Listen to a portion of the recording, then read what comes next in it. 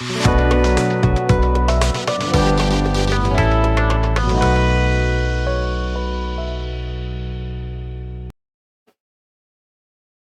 दोस्तों, जय श्री महाकाल, जय रंजीत। मैं अंकित बिंजवा आज आपके सामने लेकर आया हूं साइंस एंड टेक्नोलॉजी में भारत की पहुंच।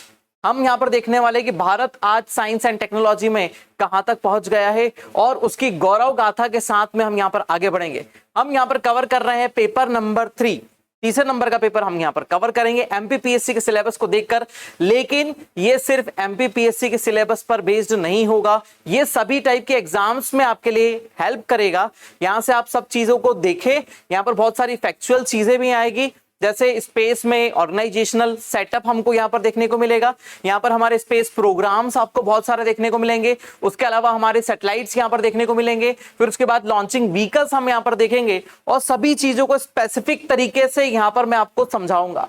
ठीक है, इस गौरव गाथा में हम आपके साथ में अंत तक बने रहेंगे। यहाँ पर हम पेपर नंबर 3 शुरू कर रहे हैं। पेपर नंबर 3 हम यहाँ पर स्टार्ट करेंगे एमपीपीएससी का, जिसमें दिया हुआ स्पेस टेक्नोलॉजी। स्पेस टेक्नोलॉजी का हिस्सा है। देन हम उसके आगे बढ़ेंगे हमारे दूसरे सेक्शन में जो आएगा बायोटेक्नोलॉजी। फिर उसके बाद हम आगे ऐसे ही सीक्वेंस में आगे की तरफ बढ़ते रहेंगे, जिसमें रोबोटिक्स और आर्टिफिशियल इंटेलिजेंस भी शामिल होगा। ये जो रोबोटिक्स और आर्टिफिशियल इंटेलिजेंस का लेक्चर मैं लेकर आऊंगा, ये मेंस में भी हेल्प करेगा और एज इट इज प्री में भी हेल्प करेगा। तो हम प्री और मेंस दोनों ही एस्पेक्ट से इसको पढ़ेंगे। यहाँ पर दोनों ही चीजों को लेकर चलेंगे। यदि आप मेंस पढ़ते हैं तो प्री आपका अल्टीमेटली कंप्लीट हो ही जाता है। तो चलिए, मैं अंकित बिंजवा शुरू करता हूं आज आपके लिए भारत की ये गौरव गाथा को। चलते हैं आगे, देखते हैं। देखिए, भारत ने शुरुआत करी अपनी आजादी से, इंडिपेंडेंस से। लेकिन भारत में क्या रिसर्च वर्क पहले से नहीं होता था? भारत में बहुत पहले से रिसर्च वर्क हो रहे थे। यहां तक कि माना जाता है हड़प्पा जो सिविलाइजेशन थी, वहीं से हमारे यहाँ पर रिसर्च वर्क चालू हो चुका था। वहीं से साइंस निकल के आ चुका था। अब साइंस वहां से आ चुका है। इट मींस हमने वहां पर कुछ ना कुछ यूज करना सीख लिया है। वहां पर हमने कुछ ना कुछ साइंस का यूज करना सीख लिया है। जैसे आपने हड़प्पा में देखा था, उस सिविलाइजेशन में पूरी तरीके से रोड्स कैसी थी, एकदम राइट एंगल पर थी। उसके अलावा उनका ड्रेनेज सिस्टम बहुत ही प्रॉपर था, मेंटेन उनका पूरी तरीके से। ब्रिक फॉर्मेशन आपने देखा कि ब्रिक भी बनाते थे। फिर उसके बाद एग्रीकल्चर आपने उनका सब कुछ देखा। उसके अलावा मेटलर्जी में भी वो बहुत ही उन्नत किस्म के थे, है ना। भले ही उनको लोहे के बारे में पता नहीं था, आयरन की नॉलेज नहीं थी, लेकिन कॉपर और अदर जितनी भी मेटल्स वहां पर उस समय मिली, उनके बारे में उनको बहुत अच्छा नॉलेज था। इट मींस इंडिया में जब दूसरी सिविलाइजेशंस क्या कर रही थी, डेवलप ही हो रही थी, तब भारत में साइंस आ चुका था। तो हम यहां से 3000 साल पुरानी हिस्ट्री को यहां तक लेकर आए हैं। और आजादी के बाद से भारत तेजी से, बहुत ही तेजी से ऊपर की तरफ बढ़ा है। कहां से लेकर, एक छोटे से प्रोग्राम से लेकर, जहां पर हमने इसरो का फॉर्मेशन करा, से लेकर चंद्रयान 3 के लॉन्च तक हम यहां पर पहुंच चुके हैं। चंद्रयान 3 का लॉन्च हमने चंद्रमा पर भी एक हमारा सैटेलाइट को बहुत अच्छे से उतारा। लैंडर रोवर दोनों वर्किंग में थे हमारे, और पूरा मिशन हमारा सक्सेसफुल रहा। अब ये मिशन जो है वो स्लीपिंग मोड पर है ना, स्लीपिंग मोड पर है। अब जैसे ही वहां पर नया सूर्योदय होगा, वैसे ही भारत के लिए भी एक नया सूर्योदय देखने को मिलेगा और हम वहां पर रिसर्च वर्क आगे की तरफ बढ़ा पाएंगे। उन्हीं सभी चीजों को, पूरे तांडव को हम यहाँ पर देखने वाले हैं और हम उसको समझते हैं। आगे की तरफ देखते हैं कि स्पेस टेक्नोलॉजी में क्या चीजें हमारे पास है। सबसे पहले मैं आपको बहुत बेसिक चीजें समझा देता हूं कि सबसे पहले आपको देखना है साइंस, है ना। आपको पहले साइंस से लेकर चलते हैं।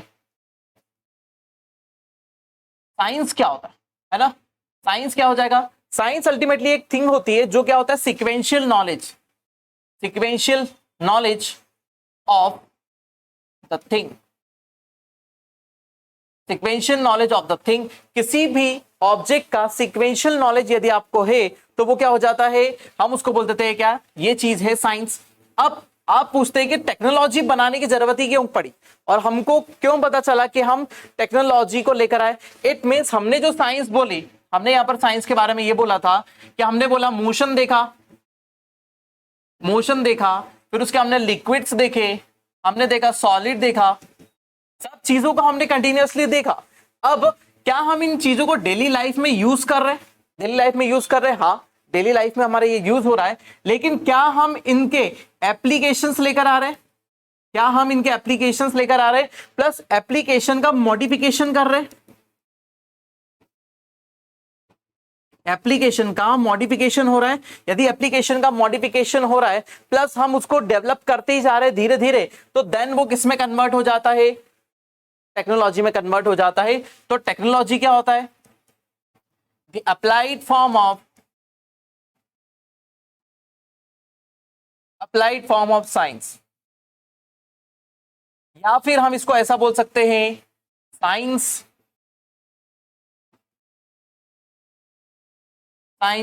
In action. Science in action, science को हम पूरी टोटल का किस में ले आए? एक्शन में ले आए, तो वो क्या कंडीशन बन जाएगी? हमारी टेक्नोलॉजी बन जाएगी। ठीक है, साइंस इन एक्शन। जैसे हमने बोला कि न्यूटन के लॉ के बारे में हमने बात करी, तो न्यूटन का हम यहां पर थर्ड लॉ जनरली बात करते हैं, न्यूटन के थर्ड लॉ पर। तो न्यूटन के थर्ड लॉ पर ही बेस्ड है हमारे क्या? रॉकेट टेक्नोलॉजी, मिसाइल टेक्नोलॉजी, ठीक है, एरोनॉटिक्स, सभी इसी के ऊपर बेस्ड है पूरी तरीके से। तो ये टेक्नोलॉजी को क्या कर दिया हमने इनको एप्लीकेशन या अप्लाइड फॉर्म ला दिया, या फिर हमको साइंस को एक्शन में ला दिया। सभी चीजों को हमने एक्शन में ला दिया, तो ही वो क्या बन जाता है? टेक्नोलॉजी बन जाता है। ठीक है, उसके अलावा हमने बायोलॉजिकल मैटर्स के बारे में बात करी, हमने बायो के बारे में बात करी, ठीक है, हमने जूलॉजी के बारे में बात करी, बॉटनी के बारे में बात करी। तो इन सब चीजों को क्या कर दिया? अब हमने किस में ले आए? एप्लीकेशन में या एक्शन में ले आए। ठीक है, जैसे हमने जीन सिक्वेंसिंग कर दी, हमने डीएनए आरएनए के बारे में देखा, डीएनए आरएनए, हमने क्लोनिंग सीखी। ठीक है, हमने जीन को हमने क्या करा? सीक्वेंसिंग करते हुए देखा। ठीक है, जीन को हमने क्या कर दिया? चेंज कर दिया, जीन मॉडिफिकेशन देखा, जीन ट्रिमिंग हमने देखी। तो ये सब क्या हो गया? ये बायोलॉजिकल एस्पेक्ट हो गए जो हमने क्या कर दिए। अब हम आगे इनमें चीजों में बढ़ चुके, हमने इनको आगे की तरफ लेके चले गए। मतलब हमने साइंस को किस में ले आए? हम साइंस को एक्शन में ले आए। तो इसी को क्या बोल देते हैं? टेक्नोलॉजी बोल देते हैं। जब साइंस एक्शन में होता है, वही चीज क्या होती है? हमारी टेक्नोलॉजी होती है। लेकिन आज हमारा समझने का जो मुद्दा है ना, आज हमारे पास समझने के लिए जो मुद्दा है वो है हमारा स्पेस टेक्नोलॉजी। हम देखने वाले हैं यहाँ पर क्या चीज? Space technology. देखिए, स्पेस टेक्नोलॉजी में सबसे पहले हमको देखना है क्या? स्पेस। दो तीन चीजें एकदम मैं क्लियर बता दूं, है ना, दो तीन चीजें आपको क्लियर बता दूं। बोर्ड पर जो चीजें लिखी हुई है ना, वो आप लोगों के लिए बहुत अच्छा डाटा, बहुत फिल्टर करके सब कुछ चीजें मैं यहाँ पर लेकर आया हूं। ठीक है मेरी आदत बिल्कुल भी नहीं है कि मैं यहाँ से मतलब एकदम रट्टाफिकेशन में क्या कर दूं, इसको छाप दूं, है ना, मेरी आदत बिल्कुल नहीं है। मैं आप लोगों को समझाऊंगा, समझाने का जिम्मेदारी मेरी है, समझाने की जिम्मेदारी मेरी है, और ना भूलने की जिम्मेदारी आपकी है। ठीक है, अब कैसे नहीं भूलेंगे? जब मैं उसको किसी टेक्निकल चीज से समझा दूंगा, या फिर मैं किसी एग्जाम्पल से उसको समझा दूंगा, तब वो आपके दिमाग में एकदम पूरी तरीके से फिक्स हो जाएगी। ठीक है, भूलना हो तो भूल के दिखाओ। ठीक है, उस चीज को चलेंगे। अब हम देख लेते हैं सबसे पहले व्हाट इज स्पेस। हमको स्पेस टेक्नोलॉजी देखनी है, तो हमको पहले ये पता होना चाहिए कि स्पेस होता क्या है ना, जिसके बारे में हम इतना नॉलेज ले रहे हैं। स्पेस इट मींस क्या हो जाता है? एक इनफाइनाइट, एक जगह से लेकर, है ना, एक पर्टिकुलर एरिया है, उस जगह से लेकर कहां तक? इनफाइनाइट तक जो ओपन एरिया है, ओपन एरिया है हमारा। ठीक है, इसी को हम क्या बोल देते हैं? स्पेस बोल देते हैं। बट हमको ऐसा समझाना नहीं पड़ेगा ना, है ना, हम ऐसे समझा नहीं पाएंगे, इसीलिए हम क्या करेंगे? इसमें टेक्निकलिटी डाल देंगे। ठीक है, उसके पहले हमको देखना पड़ेगा क्या? अर्थ का एटमॉस्फेयर। उसके पहले हमको अर्थ के एटमॉस्फेयर के बारे में बात करनी पड़ेगी कि अर्थ का एटमॉस्फेयर कहां तक है। ठीक है, तो सबसे पहले हमारे पास अर्थ के एटमॉस्फेयर में आता है क्या? ट्रोपोस्फियर। ठीक है, देन आता है स्ट्रेटोस्फियर, देन आता है मीजोस्फियर, मीजोस्फियर के बाद आता है आइनोस्फियर, देन आता है लास्ट में एक्सोस्फियर। ठीक है, हमारी स्पेस टेक्नोलॉजी के लिए इंपॉर्टेंट स्फीयर कौन कौन से? दो हमारा है, जो आइनोस्फियर है जिसको हम थर्मोस्फियर भी बोलते हैं, एक्सोस्फियर भी थर्मोस्फियर का पार्ट है। ये दो जो रीजन है, ये हमारे लिए बहुत इंपॉर्टेंट है स्पेस टेक्नोलॉजी के लिए। ठीक है, तो ये जो रीजन है हमारे, ये स्पेस टेक्नोलॉजी के रीजन आ जाते। ठीक है, अब डिफाइन किसने करा? डिफाइन यहां पर करा कार्मन्स ने, है ना। डिफाइन किसने करा कि स्पेस कहां तक है, किस लेवल तक आपका स्पेस जाता है, उसको एक्सप्लेन करा कार्मन ने। और कार्मन ने अर्थ सरफेस से एक हाइट डिनोट करी, जो कितनी थी? 100 किलोमीटर। वो बोलते हैं 100 किलोमीटर तक हमारा जो डेंसर एटमॉस्फेयर वो बहुत अच्छा है। 100 किलोमीटर तक हमारा जो एटमॉस्फेयर है वो बहुत अच्छा है, बहुत डेंस है, जिसमें हमारे सभी एटमॉस्फेरिक गैसेस है ना, सभी एटमॉस्फेरिक गैसेस है, क्योंकि इसके अंदर 3 रीजन आ रहे हैं, ट्रोपोस्फियर, स्ट्रेटोस्फियर और मीजोस्फियर। इन तीनों स्फीयर्स को क्या बोला जाता है? होमोस्फियर। किस नाम से जानते हैं? होमोस्फियर। होमोस्फियर इट मींस यहां पर गैसेस कंपोजिशन क्या हो जाती है? गैसेस कंपोजिशन क्या होती है? इक्वल होती है ना। यहाँ पर रेशो डिफरेंट होता है, लेकिन गैसेस कंपोजिशन क्या होती है? इक्वल होती है, सिर्फ रेशो में डिफरेंस होता है थोड़ा सा, ठीक है। इसीलिए जैसे ऊपर जाते तो एटमॉस्फेयर थोड़ा सा रेयर हो जाता है, बट यहाँ पर हमारा मीजोस्फीयर आता है, ये सब डेंसर एटमॉस्फेयर बनाता है because of the low temperature, ठीक है। देन इसके ऊपर एटमॉस्फेयर कंटिन्यूअसली रेयर होता जाता है, ठीक है। होमोस्फियर है। देन इस होमोस्फियर के बाद हमारी जो गैसेस कंपोजिशन है, गैसेस कंपोजिशन क्या हो जाती है? फेल हो जाती है। गैसेस कंपोजिशन जैसे फेल हो गई, इट मींस यहां पर ऑक्सीजन 21% नहीं मिलेगी, नाइट्रोजन आपको नहीं मिलेगा, कितना? 78%, ठीक है। इसीलिए ऊपर जाते हुए गैसेस कंपोजिशन क्या हो गई? फेल हो गई। अब हमने इस रीजन को क्या कर लिया? एक ऐसा रीजन मान लिया जिसमें गैसेस कंपोजिशन इक्वल नहीं है, मतलब हम इसको बोलते हैं हीट्रोस्फियर। कौन सा बोल दिया? हीट्रोस्फियर रीजन हमने उसको बता दिया। हीट्रोस्फियर रीजन जो था, है ना, कौन कौन आता है इसमें? आइनोस्फियर आता है और यहां पर एक्सोस्फियर आता है। इन दोनों को मिलाकर थर्मोस्फियर के नाम से भी जानते हैं, ठीक है। ये दोनों रीजन इसके अंदर आते हैं। अब यहां से बात शुरू हो जाती है कि उन्होंने क्या बेस बनाया? जो कार्बन ने यहां पर जो बेस बनाया वो क्या बनाया कि 100 किलोमीटर से हम क्या मानते हैं? यहां से हमारा स्पेस कंसीडर करते हैं, है ना। ये कार्बन्स लाइन है, कार्बन्स ने बताया कि यहां से 100 किलोमीटर की जो है हमारे कहां से? एटमॉस्फेयर से, अर्थ के एटमॉस्फेयर से 100 किलोमीटर तक की जितनी भी हाइट है ना, उसको हम क्या बोलेंगे? हमारा एटमॉस्फेयर। यहां से हमारा एटमॉस्फेयर है, देन इसके ऊपर स्पेस चालू होता है, ये दिखाई दे रहा है आपको। इसके ऊपर क्या है? पूरी तरीके से स्पेस है। इसमें हमारे बहुत सारे प्लैनेट्स है, इसमें बहुत सारे एस्ट्रॉइड है, मीटेरोइड्स है, स्टार्स है, बहुत सारे सन है, बहुत सारी गैलेक्सीज है, क्लस्टर्स है, ये सब इसके अंदर कंबाइन होते हैं और यहां से हमारा स्टार्ट होता है क्या? स्पेस, ठीक है। तो अब यहां पर टेक्निकल डेफिनेशन के हिसाब से हम बात कर लेते हैं। Space technology is the technology used in the travel और एक्टिविटीज। ट्रैवलिंग और एक्टिविटीज के लिए जो रीजन हमारा अवेलेबल है बियॉन्ड द अर्थ एटमॉस्फेयर। यहां पर ये जो टर्म है ये यहां से डिफाइंड हो रही है, कहां से? बियॉन्ड द अर्थ एटमॉस्फेयर, मतलब 100 किलोमीटर, 100 किलोमीटर से अब बियॉन्ड द अर्थ एटमॉस्फेयर, ठीक है। अब इसका पर्पस हमारा क्या हो सकता है? बहुत सारी चीजें को पर्पस हो सकता है। तो पहला हमने क्या देखा? हम यहाँ पर ट्रेवल कर सकते हैं एक प्लेनेट से दूसरे प्लेनेट तक, और दूसरी क्या है? एक्टिविटीज। अभी एक्टिविटीज क्या है? एक्टिविटीज आपको यहाँ पर दे रखी है, बहुत सारी एक्टिविटीज हमने यहाँ पर दे रखी है। जैसे सबसे पहले हम यहाँ पर सैटेलाइट प्लेस करेंगे, है ना। उसके अलावा स्पेस क्राफ्ट को ले जाएंगे, वहां पर स्पेस क्राफ्ट से हम बहुत सारी रिसर्च करेंगे। फिर उसके बाद इसके अलावा हम स्पेस स्टेशन, जो रिसर्च स्टेशन होते हैं, आपने स्पेस स्टेशन वहां पर देखा होगा, ठीक है। और फिर ऑर्बिटल लॉन्च व्हीकल्स, है ना, ऑर्बिटल लॉन्च व्हीकल्स, इन सब के बारे में जो सेक्शन है वो हमको क्या बताएगा? स्पेस टेक्नोलॉजी बताएगी कि स्पेस टेक्नोलॉजी में हमको ये सब चीजें पता चलेगी कि हम वहां पर सैटेलाइट लॉन्च करते हैं, कम्युनिकेशन सैटेलाइट्स लॉन्च करते हैं जिससे कम्युनिकेशन होता है, रिमोट सेंसिंग सैटेलाइट्स लॉन्च करते हैं जिसमें रिमोट सेंसिंग होती है। रिमोट सेंसिंग इट मींस एक ऐसी डिवाइस जो क्या करती है? दूर से बहुत सारी चीजों को सेंस करती है, प्लस उसका डाटा हमको प्रोवाइड करती है, जिसको हम नॉर्मली नहीं देख सकते, है ना। ये हम रिमोट सेंसिंग वाले सेक्शन में हम वहां पर पढ़ेंगे, ठीक है। उसके अलावा, ठीक है, उसके अलावा यदि हम स्पेस को यदि डिफाइन करना चाहें तो स्पेस एक ऐसा ओपन रीजन है। Space is the open region with including celestial bodies, celestial bodies it means यहाँ पर आपको जितने भी दिख रहे हैं एस्ट्रॉइड, मीटेरॉइड्स आपको दिख रहे हैं, प्लैनेट्स यहाँ पर दिखाई दे रहे हैं, यहाँ पर आपको गैलेक्सीज दिखाई दे रही है। उसके अलावा आपको बहुत सारे ब्लैक होल्स दिखाई दे रहे हैं, यहाँ पर देखिए, यहाँ पर आपको मून दिखाई दे रहा है और भी अदर प्लैनेट्स दिखाई दे रहे हैं। तो ये सब मिलकर क्या बना देते हैं? हमारा स्पेस बना देते हैं। यही होता है हमारा क्या? आउटर स्पेस, जिसको हमको यहाँ पर जान लेना जरूरी है। सिर्फ इतनी सी बात थी इसके लिए, ठीक है। चलिए आगे बढ़ते हैं हमारा। अब देखिए यहां से हमारा बहुत इंपॉर्टेंट सेक्शन शुरू होता है जिसमें हम क्या देखने वाले हैं? हिस्ट्री देखने वाले हैं। किसकी? हमारे हिस्ट्री इंडियन स्पेस प्रोग्राम की।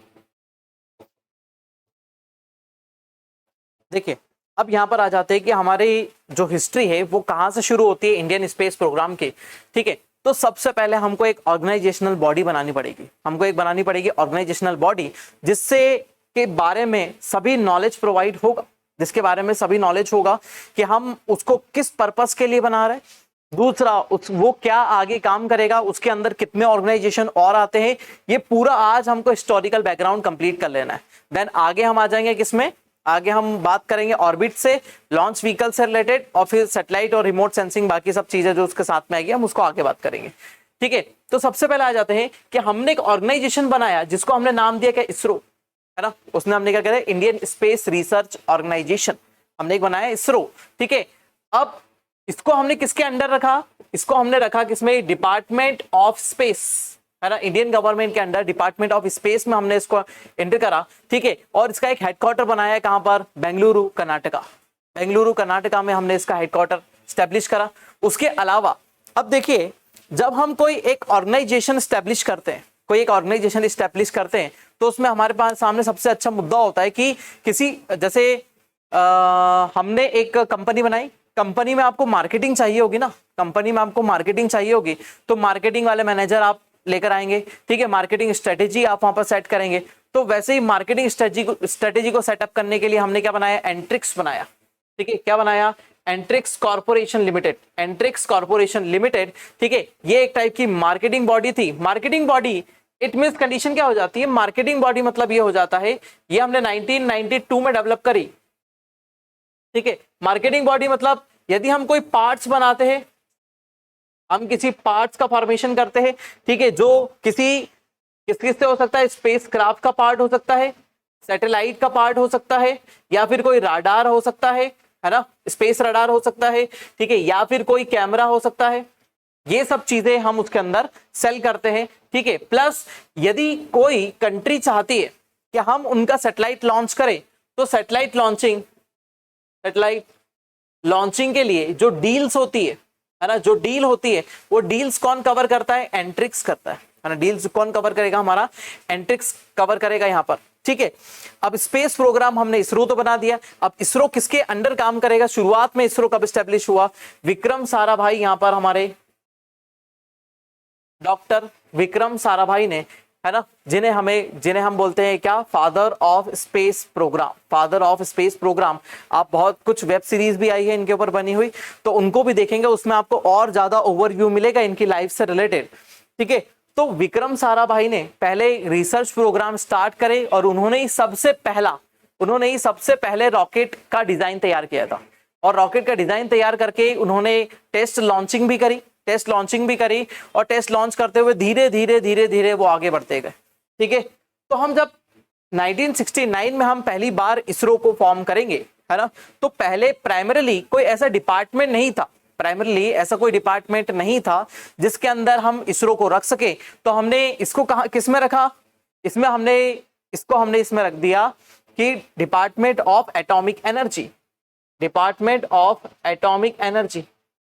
है ना, एटॉमिक एनर्जी के अंडर ही हमने इसको डेवलप करा। देन धीरे धीरे जैसे ही हम उसको आगे की तरफ बनाएंगे, ठीक है, आगे हम उसको डेवलप करते गए, तो हम उसको किसमें ला दिया, डिपार्टमेंट ऑफ स्पेस के अंडर हमने लेकर आए। ठीक है, तो यहाँ पर लिखा हुआ है 1969 में हमने क्या करा, आगे की तरफ इसको चलाते गए। फिर उसके बाद क्या कर दिया हमने, रिसर्च डिपार्टमेंट और डिपार्टमेंट ऑफ स्पेस। ठीक है, इंडियन स्पेस रिसर्च डिपार्टमेंट और डिपार्टमेंट ऑफ स्पेस हमने कब बनाया, 1972 में, और इसरो को इसके अंदर ला दिया। ठीक है, इसरो को हमने इसके अंदर रख दिया। इसके पहले यदि आपसे पूछे 1972 के पहले इसरो किसमें काम करता था, इसरो किसके अंडर था, डिपार्टमेंट ऑफ एटॉमिक एनर्जी के साथ में इसके अंडर काम करता था। देन हमने इसको क्या कर दिया, इसमें प्लेस कर दिया, है ना। अब यहां से हमारे प्रोग्राम्स आगे बढ़ते हैं, और वो प्रोग्राम्स हमको बताते हैं कि हम किस लेवल पर जाने वाले, यही प्रोग्राम हमको बताते हैं कि हम किस लेवल तक आगे जाने वाले हैं। ये है हमारे डॉक्टर। ठीक है, अब देखिए आगे की तरफ बात कर लेते हैं। हमने बना तो लिया, हमने डिपार्टमेंट ऑफ स्पेस भी बना लिया, अब हम इसमें और क्या काम करने वाले थे। ठीक है, अब हमने इसको किस में ला दिया, आगे जाकर हमने इसको ministry of science and technology के अंडर प्लेस कर दिया। इसको हमने किस में ला दिया, ministry of science and technology के अंडर इसको हम लेकर आ गए। ठीक है, यहां तक हमने पूरी तरीके से एस्टेब्लिशमेंट वाला काम कर दिया था। ठीक है। लेकिन यदि हम बात करें कि इसरो को हमने फॉर्म ही कब करा, है ना, इसरो को फॉर्म कब करा, 1969 में।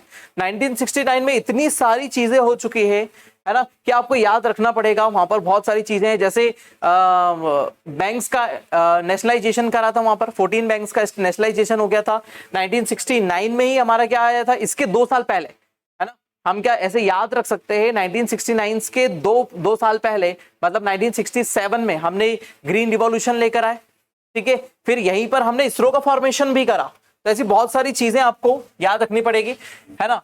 उसके पहले यहाँ पर 2 बड़े बड़े साइंटिस्ट यहाँ पर सामने आते हैं। पहला नाम है साराभाई, डॉक्टर विक्रम साराभाई, ठीक है। और दूसरे होते हैं रामनाथन, है ना, डॉक्टर विक्रम साराभाई और दूसरे हो गए रामनाथन। इन दोनों ने मिलकर एक ऑर्गेनाइजेशन का सेटअप करा, है ना, जो अभी किसमें चल रही है, डिपार्टमेंट ऑफ एटॉमिक एनर्जी के अंदर ही काम कर रही है ना अभी, क्योंकि आगे जाकर इसरो बनेगा, देन उसको हम उसमें लेकर आएंगे, ठीक है। तो यहां पर आ गया, तो कौन सी कंपनी है, Indian national committee for space research, ठीक है। देखो, Indian national committee for space research, है ना, इंस्कॉम, है ना, ठीक है। तो ये याद रखेंगे, है ना, और फुल फॉर्म याद रखेंगे कि शुरुआत में हमने इसरो को किस नाम से जाना, Indian national committee for space research, ये कमेटी के फॉर्म में इसको डेवलप करा था, ठीक है। अब धीरे से आगे जाकर क्या बन जाएगा, ये इसरो बन जाएगा। 1969 में इसको डेवलप कर दिया, 15 अगस्त 1969 में ये हमारा बन गया क्या, इसरो। अब 1972 में इसरो को, है ना, कुछ साल बाद इसरो को डाल दिया किसमें, डिपार्टमेंट ऑफ स्पेस के अंदर इसको डेवलप कर दिया। फिर देन आगे की तरफ चलते जाते हैं, तो ISRO under the department of space in 1972, ठीक। उसके अलावा हमने यहाँ पर एक और चीज बताई कि हमने ministry of science and technology के अंदर भी इसको कर दिया, ministry of science and technology भी इसके अंदर चली गई, ठीक है। अब ये पूरी तरीके से उसी डिपार्टमेंट के अंदर काम करना शुरू कर चुका था, ठीक है। आगे की बात कर लेते हैं, ठीक है। अब देखिए, अब इंडियन स्पेस प्रोग्राम हमारे आगे बढ़ते हैं, ठीक है। अब हमको क्या करना था कि हमने धीरे धीरे छोटे छोटे रॉकेट्स डेवलप करना शुरू करे 1960s के आसपास। 1960s से लेकर 1970s तक, इस बीच में हम कुछ फॉरेन से, हम ना, हमने कुछ फॉरेन से यहां पर क्या लिए, साउंडिंग रॉकेट्स,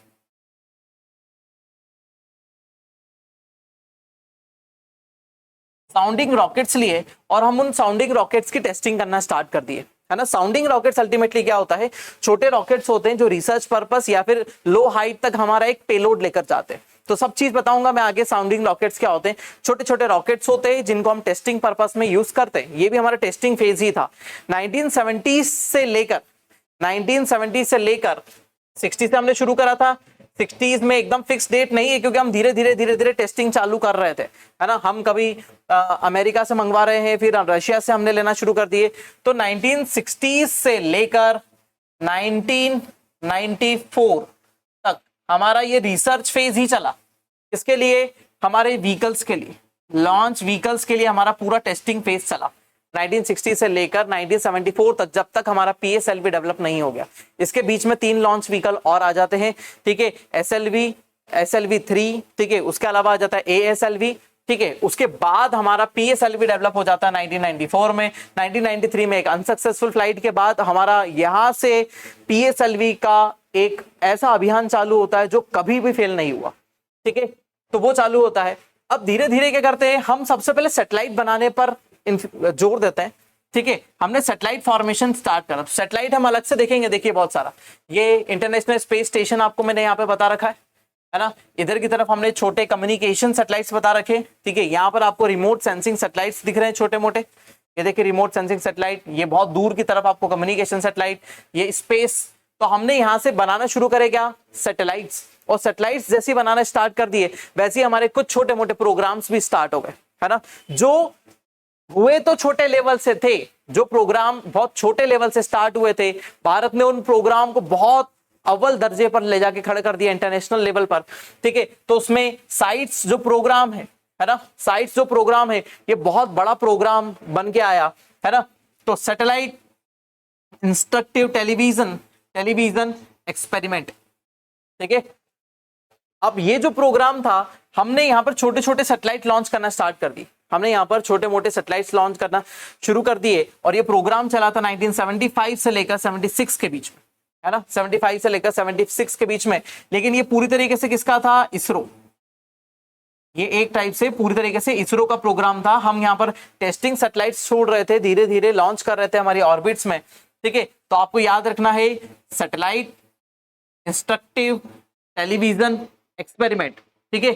टेलीविजन एक्सपेरिमेंट मतलब हम यहाँ पर कम्युनिकेशन हमारा स्टार्ट करना चाहते थे, कम्युनिकेशन हम यहाँ पर स्टार्ट करना चाहते थे। पहले रेडियो तो था, रेडियो कम्युनिकेशन तो था हमारे पास, लेकिन हम यहाँ पर टेलीविजन कम्युनिकेशन यहाँ पर स्टार्ट करना चाहते थे, जिससे लोगों को चित्र दिखाए जा सके, चित्रहार दिखाए जा सके, गाने लोगों तक, मूवीज, बहुत सारा नॉलेज, फिर उसके बाद news, international news, state news, ये सब पहुंचाई जा सके, उसके लिए प्रोग्राम शुरू किया गया। नेक्स्ट अगला देखो, साइट हमने शुरू करा, साइट के बाद हमने क्या करा? स्टेप। साइट के बाद हमने नेक्स्ट प्रोग्राम स्टार्ट करा स्टेप का, ठीक है। अब ये दो डिपार्टमेंट का अंडर प्रोजेक्ट था, एक इसरो का था और एक department of post and Telegram, department of post and Telegram का एक कंबाइंड प्रोजेक्ट था। फुल फॉर्म यदि याद रखिएगा, satellite telecommunication experimental project, satellite telecommunication experimental project, ये हमने स्टार्ट करा, और ये दोनों का कंबाइंड प्रोजेक्ट था। दोनों में कंफ्यूज नहीं होना है। साइट, ठीक है, तो साइट किसका था? इसरो का था। टेलीकम्युनिकेशन का, यहाँ पर देखिए साइट में एक ही टी है ना, यहाँ पर जो तीसरे नंबर पर लगा हुआ है तो टेलीकम्युनिकेशन, और क्या हुआ? एक्सपेरिमेंट। और यहाँ पर क्या हो गया? ये प्रोजेक्ट है, किसके अंडर चला हुआ है? इसरो और department of post and Telegram, ठीक है। आगे की हिस्ट्री के बारे में और जान लेते हैं हम। आगे क्या हुआ देखिए, अब भारत क्या करने लगा, है ना, भारत यहां से लॉन्च करना शुरू कर दिया था। तो हमने 1980s का एरा हमारा बहुत अच्छा था, 80s का हमारा एरा बहुत अच्छा था। इसमें हम बहुत सारे एक्सपेरिमेंटल सैटेलाइट्स लेकर आए, ठीक है, जिसमें Bhaskar first and Bhaskar second mission है। जब हम सैटेलाइट के मिशंस देखेंगे ना, सैटेलाइट के मिशन में पूरी लिस्ट में आपको बता दूंगा कौन सा कब है, और फिर सैटेलाइट की हम वो टाइमलाइन भी देखेंगे, टाइमलाइन के हिसाब से भी उसको कवर करेंगे, ठीक है। तो भास्कर 1 और भास्कर 2 हमने मिशन लॉन्च करा। उसके अलावा हमने एप्पल सीरीज भी स्टार्ट कर दी वहां से, ठीक है, एप्पल सीरीज स्टार्ट करी। देन आगे भारत के कम्युनिकेशन और रिमोट सेंसिंग का सबसे बड़ा फेज स्टार्ट होता है 1980s के बाद। 1980s के बाद शुरू होता है। क्यों शुरू होता है? क्योंकि यहां पर हमने इनसेट सैटेलाइट्स लेकर आ गए थे, Indian national satellite system, Indian national satellite system, जो 1980s के आसपास हम डेवलप करना स्टार्ट कर चुके थे और लॉन्च भी करना शुरू कर दिए थे, ठीक है। नेक्स्ट आ जाते हैं हमारा कौन सा? Remote sensing satellites. कौन से? इंडियन रिमोट सेंसिंग सैटेलाइट, ठीक है, सिस्टम। इसको हम 1980s के आसपास ये भी हमने स्टार्ट कर दिए थे, क्योंकि अब ये डेवलपिंग फेज में ही थे, है ना, डेवलपिंग फेज में ही थे, और ये हमारे एक्सपेरिमेंटल थे और ये वर्किंग सैटेलाइट थे, है ना। जहां पर हम किसकी बात कर रहे हैं? इनसेट, ये वर्किंग है, वर्किंग सैटेलाइट है हमारे, और ये जो भास्कर एप्पल जो हमने भेजे थे ये टेस्टिंग थे, है ना। भास्कर और ये जो थे रिमोट सेंसिंग सैटेलाइट से, और एप्पल वाली जो हमने सीरीज चालू करी थी, है ना, एप्पल, और आगे की तरफ हमने जो सैटेलाइट भेजे, जो हमने किससे? फॉरेन कंट्री से, रशिया से भेजे थे, है ना, फॉरेन कंट्री रशिया से हमने इसको लॉन्च करे थे, ठीक है। तो ये जो सैटेलाइट थे हमारे कम्युनिकेशन सैटेलाइट की सीरीज थी हमारी, है ना, कम्युनिकेशन सैटेलाइट की सीरीज थी। फिर उसके बाद हमने कॉर्पोरेशन को बनाया, एंट्रिक्स कॉर्पोरेशन 1992 में, और ये हमारे लिए डील्स लेकर आने लगा, किससे रिलेटेड? स्पेस से रिलेटेड। स्पेस से रिलेटेड डील्स मतलब क्या हो जाता है कि हमको कोई पार्ट सेल करना है, हम बहुत देखो इंडिया बहुत चीप टेक्नोलॉजी डेवलप करता है ना। इसको मैंने हमारे जो लेक्चर है पहले उसमें भी समझा चुका हूं, है ना, तो कि हम कितने सस्ते में टेक्नोलॉजी बना देते हैं। मार्स मिशन हमने बहुत यहाँ पर इजीली भेज दिया, फिर उसके बाद चंद्रयान हमने फर्स्ट भेज दिया, चंद्रयान 2 भेज दिया, चंद्रयान 3 हमने भेज दिया, अब हमने आदित्य L1 मिशन को भी लॉन्च कर दिया है बहुत सस्ते में, ठीक है। तो इस हिसाब से एंट्रिक्स कॉर्पोरेशन इसमें बहुत बड़ी हेल्पफुल है। आगे चलते हैं, आगे बात कर लेते हैं हमारे। देखिए एंट्रिक्स कॉर्पोरेशन हमारा लोगो भी ध्यान रख लीजिए, कभी कभी ऐसे एग्जाम्स में आता है कि लोगो के बेस पर वो पूछ लेते हैं कि लोगो बताइए, है ना, एंट्रिक्स कॉर्पोरेशन का लोगो बताइए। तो जैसे लोगो के हिसाब से कि किसका लोगो है ना, नेक्स्ट हम आ जाते हैं आगे की तरफ। देखिए अब क्या हुआ, हम सब चीजें तो डेवलप कर चुके थे, अब हमारा यहां से टेस्टिंग फेज खत्म हो चुका था, है ना। टेस्टिंग फेज हम खत्म कर चुके थे 1930 1940 सॉरी 40 नहीं, यहाँ पर हम आ जाएंगे 1994 के अप्रोक्सीमेटली हम क्या कर चुके थे, टेस्टिंग फेज खत्म कर चुके थे। और यहां से हमने डेवलप करा polar satellite launch vehicle, polar satellite launch vehicle, ठीक है। इसके पहले 93 में उसकी एक अनसक्सेसफुल फ्लाइट थी, देन 1994 के बाद से ये हमारा एक वर्किंग हॉर्स है जो कंटिन्यूअसली एक से एक बढ़कर एक क्या करते जा रहा है, सैटेलाइट्स लॉन्च करते जा रहा है और बहुत तेजी से ही आगे बढ़ रहा है, ठीक है। उसके अलावा हमने क्या करा, GSLV जियो सिंक्रोनस या जियो स्टेशनरी सैटेलाइट लॉन्च व्हीकल, हमने इसको डेवलप करा और हमने इसको सैटेलाइट को लॉन्च कर दिया, ठीक है। उसके बाद हमारी कम्युनिकेशन सैटेलाइट की शुरुआत होती है। देखो इसकी हिस्ट्री अलग है, इसकी हिस्ट्री अलग है। पोलर सैटेलाइट लॉन्च व्हीकल अलग तरीके से बने, हमने ही खुद इंडिजीनियसली बनाए, जैसे ऐसे धीरे धीरे प्रोग्राम चलते जाएंगे मैं आपको बताऊंगा आगे, ठीक है। नेक्स्ट आ जाते हैं कम्युनिकेशन सैटेलाइट। तो कम्युनिकेशन सैटेलाइट मैंने बताया था आपको 80s का एरा हमारा बहुत इंपॉर्टेंट था। 80s में हमने 1983 में हमने डेवलप करा, तो इनसेट 1B, उधर इनसेट 1A हमने लॉन्च करा था, इनसेट 1B लॉन्च कर दिया। ये हमारे कम्युनिकेशन सैटेलाइट है, याद रखिएगा, है ना। ये हमारे कम्युनिकेशन सैटेलाइट है इनसेट। और IRS कौन से होते हैं, IRS यहाँ पर रिमोट सेंसिंग जुड़ा हुआ है, Indian remote sensing satellite system, तो याद रखिएगा, ठीक है। फिर उसके बाद हमने ऑब्जर्वेशन सैटेलाइट शुरू करे, IRS 80s में ही 1988 में हमने इसको लॉन्च कर दिया, ठीक है। ये पूरे हमारे ऑपरेशनल मिशंस थे, जितनी भी बात कर रहे हैं हम यहाँ पर ऑपरेशनल मिशंस में आ चुके हैं कि हमने कितने ऑपरेशनल मिशंस यहाँ पर चालू करे। अब आगे आ जाते हैं कि हमने जो डिपार्टमेंट बनाया है वो काम क्या करता है ना। डिपार्टमेंट की वर्किंग प्रोसीजर हम यहाँ पर देख लेते हैं। तो इंडियन स्पेस प्रोग्राम्स, उसके ऑब्जेक्टिव यहाँ पर देख लेते हैं। प्रोग्राम्स में सबसे पहले तो साइंस एंड टेक्नोलॉजी के डेवलपमेंट में सबसे पहला काम इसका यही है, साइंस एंड टेक्नोलॉजी का डेवलपमेंट लेकर आए, उसको एजुकेशन प्रोवाइड करें उसके बिहाफ में, ठीक है। उससे एजुकेशन प्रोवाइड करें किसमें, कंट्री में, है ना। जैसे आपने देखा है कि बहुत सारे आपने अभी चंद्रयान 3 को लॉन्च होते हुए देखा होगा, वहां पर छोटे बच्चों को भी इनवाइट किया जाता है ना। पिछली बार चंद्रयान जब सेकंड हमारा फेल्योर हुआ था, तब वहां पर बहुत सारे बच्चे बैठे हुए थे, उन्होंने इसको अपनी आंखों से देखा। इसीलिए हम गलतियों से सीखते हैं, गलतियों से सीखते सीखते हम आगे बढ़ते हैं और उन चीजों को हम एक समय पर सक्सेसफुल ले आते हैं, सफलता हमारे पास आ जाती है, ठीक है। तो उसके लिए क्या करना, एजुकेशनल, जब तक हम इन चीजों को नहीं देखेंगे, हमारे अंदर इंटरेस्ट डेवलप नहीं होगा, तब तक हम भारत की खुद की इंडिजीनियस टेक्नोलॉजी को डेवलप नहीं कर पाएंगे, हम डिपेंडेंट ही रह जाएंगे, ठीक है। तो इसीलिए एजुकेशनल प्रोग्राम्स को चलाना, ठीक है। उसके अलावा, है ना, डिपार्टमेंट ऑफ स्पेस क्या करता है ना, डिपार्टमेंट ऑफ स्पेस से और भी क्या चीजें चलाई जा रही है, हम रिसर्च सेंटर ओपन कर रहे हैं, बहुत सारे, है ना, बहुत सारे रिसर्च सेंटर ओपन कर रहे हैं। तो मैं आपको रिसर्च सेंटर आगे बताऊंगा कौन कौन से रिसर्च सेंटर है, कहां कहां पर हमने डेवलप करे हैं, ठीक है। किस चीज के लिए, इंडिपेंडेंट हम हो जाए टेक्नोलॉजी में और इंडिपेंडेंट ऑर्गेनाइजेशन हम यहां पर फॉर्म कर सके, ठीक है। इंडिपेंडेंट ऑर्गेनाइजेशन सेटअप कर सके रिमोट सेंसिंग के लिए, ठीक है। फिर उसके बाद एस्ट्रोनॉमी के लिए, ठीक है। फिर उसके बाद फिर एस्ट्रोफिजिक्स के लिए। एस्ट्रोफिजिक्स मतलब क्या हो जाता है ना, जो हमारे स्पेस में बॉडीज है, बहुत सारी स्पेस में हमारी बहुत सारी बॉडीज है ना, उनके फिजिकल प्रॉपर्टीज के बारे में जो हम नॉलेज निकालते हैं कि उसका रोटेशन क्या है, रिवॉल्यूशन क्या है, उस पर जो मटेरियल्स है वो कौन कौन से है, तो ये एस्ट्रोफिजिक्स में आ जाता है ना, कि कौन सी बॉडी कहां पर कितने टाइम ड्यूरेशन पर क्या होगी, मोशन करेगी। जैसे हमको यहाँ से कोई मिशन लॉन्च करना है ना, यहाँ पर हमको मार्स मिशन लॉन्च करना है, तो जो है अर्थ यहाँ पर है, मार्स यहाँ पर है। जब हम मिशन को यहाँ लॉन्च करेंगे तब जाकर ये मार्स यहाँ पहुंचेगा, और इसी को ये एस्ट्रोफिजिक्स में रखा गया है ना। डिस्टेंस टाइम का कैलकुलेशन एस्ट्रोफिजिक्स में इसी को ही हम यहाँ पर एक्सपेरिमेंटली प्रूफ करते हैं, ठीक है। एस्ट्रोफिजिक्स हो गया, एटमॉस्फेरिक साइंस यहाँ पर हमको दिया हुआ है, स्पेस साइंस है। इन सब के लिए बहुत सारे वर्क करने के लिए हमने इस ऑर्गेनाइजेशन को बनाया। उसके अलावा डिस्कवरी और एक्सप्लोरेशन, ठीक है। एक्सप्लोर करना स्पेस को, स्पेस में बहुत सारी जितनी भी चीजें हैं उन सबको देखना। प्रमोशन, किस चीज का प्रमोशन, हमारी रिसर्च, हमने क्या रिसर्च करी, फिर उसमें एजुकेशन, एजुकेशनल फैक्टर उसमें डाल देना। हमने रिसर्च, जैसे हमने जीएसएलवी बनाया, इतनी चीप टेक्नोलॉजी से जीएसएलवी कैसे बनाया, उसके अलावा हमने मार्स मिशन भेज दिया, इतनी चीप टेक्नोलॉजी से हमने मार्स मिशन भेज दिया, हमने बहुत कॉस्ट कटिंग करी और बहुत अच्छे तरीके से हमारा पहली ही बार में मार्स मिशन यहाँ पर लॉन्च हो गया, ठीक है।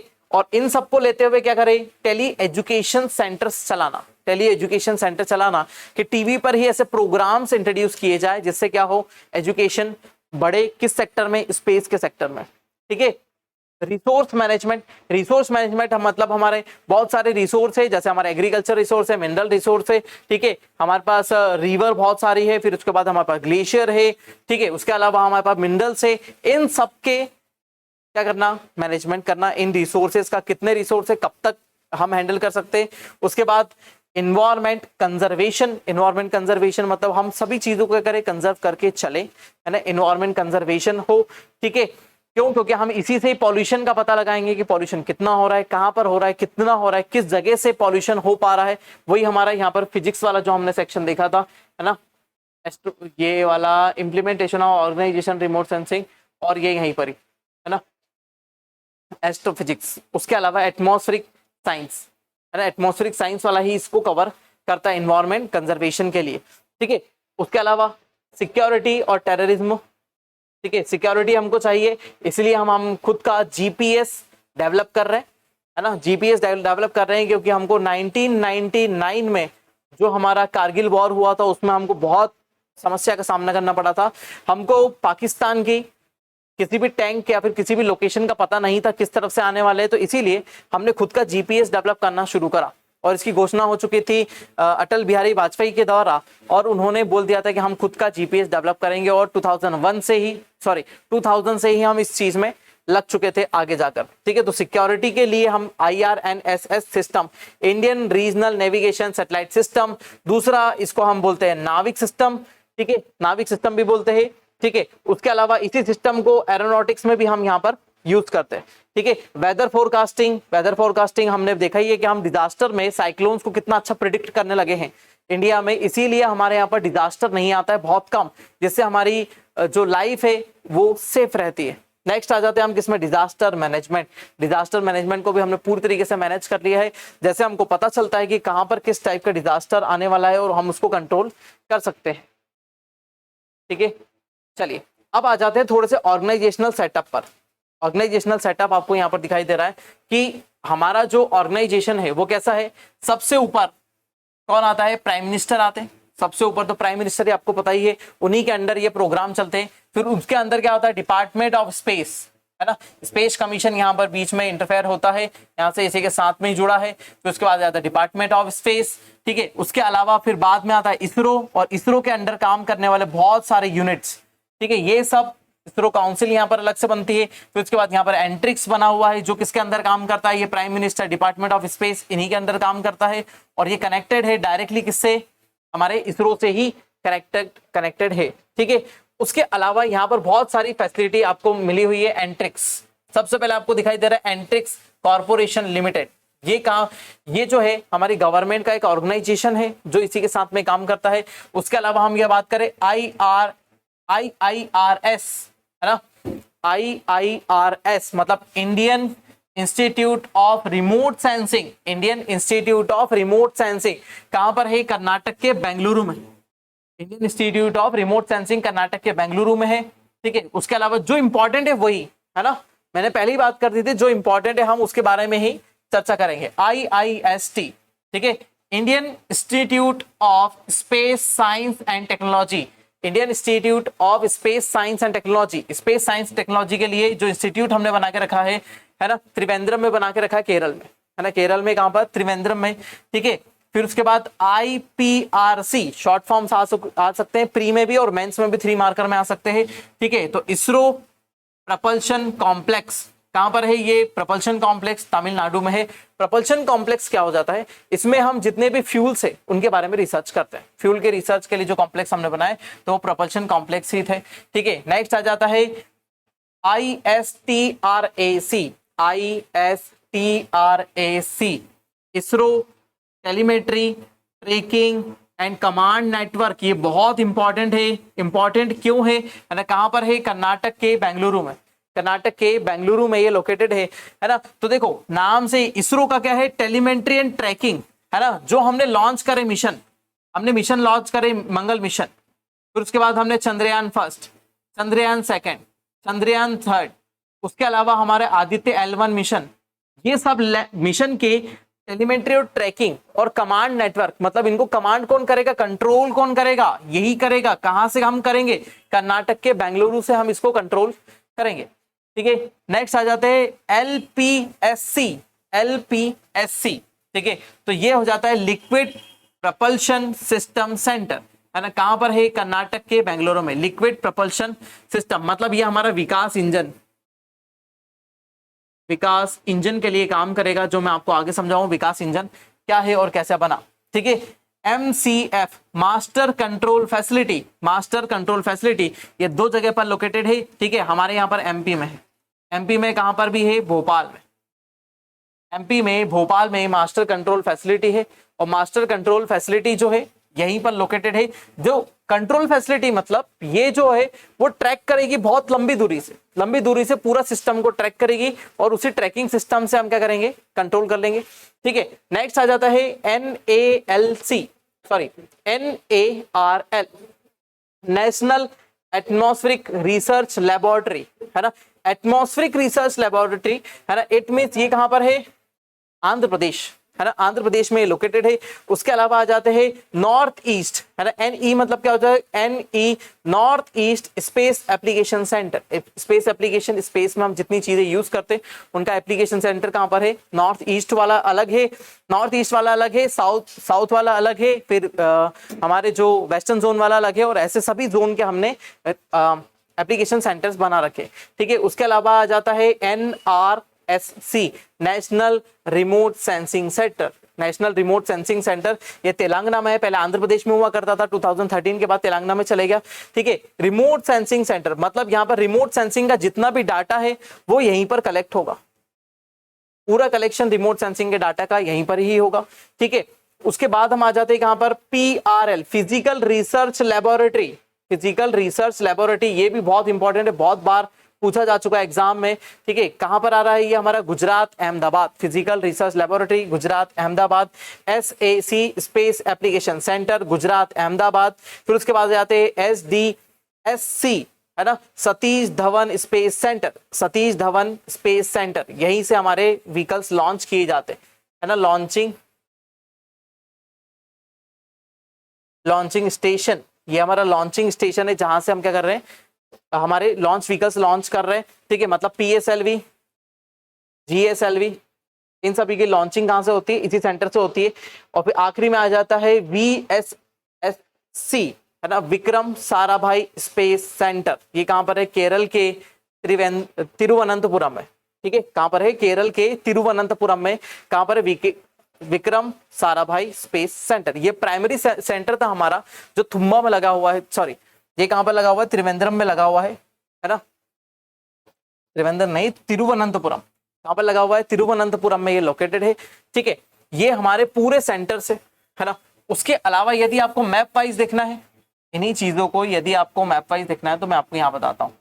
देखिए मैप पर ये पूरा डाटा हमको यहाँ पर ऐसा दिखाई देगा, ये मैप पर। ठीक है, पूरी ही चीजें वही है ना, कौन कौन सी लोकेशन पर क्या क्या है, और मैंने आप लोगों को ये सब पूरा कंप्लीट बता दिया कि कौन सी लोकेशन पर हम किस चीज को देख रहे हैं। जैसे भोपाल में जो इंपॉर्टेंट है मास्टर कंट्रोल फैसिलिटी यहाँ पर है, बेंगलुरु का बहुत इंपॉर्टेंट है स्पेस सेंटर यहाँ पर है हमारा।